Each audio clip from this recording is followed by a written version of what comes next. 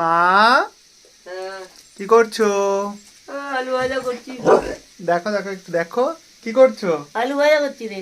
বাবা এই যে তোদের খাওয়ার জন্য। বাহ দারুন। আলু ভাজা, ডাল। তা আলু ভাজা খেলেই কি শুধু পেট ভরবে আমাদের?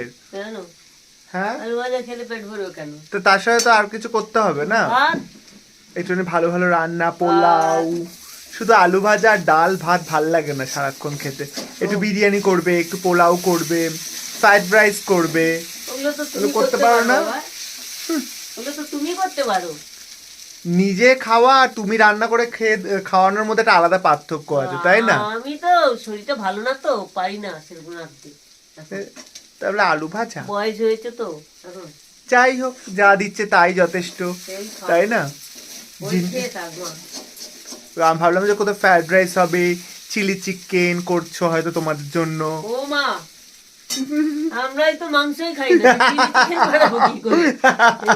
মাংসই ছেড়ে দিয়েছি, চিলি চিকেন আর করতে হবে।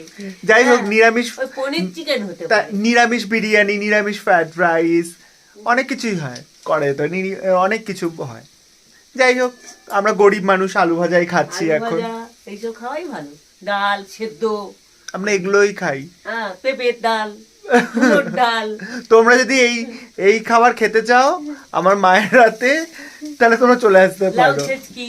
ওরা কেউ আসবে না তোমার এই সমস্ত রান্না শুনে, ডাল, আলু ভাজা, মুলোর ডাল, লাউ লাউ ছেচকি। ছেচকি। ওরা অনেক বড় লোক, ওরা বড়ি ভালো দিয়ে, ভালো জিনিস বড়ি দিয়ে, খাবার লাউ খায়। দিয়ে। আমাদের গরিবদের খাবার ওরা খেতে আসবে না। সে যদি উনিরা না ভালো লাগে আসবে না, আর যদি ভালো লাগে তাহলে আসবে। টাটা। টাটা।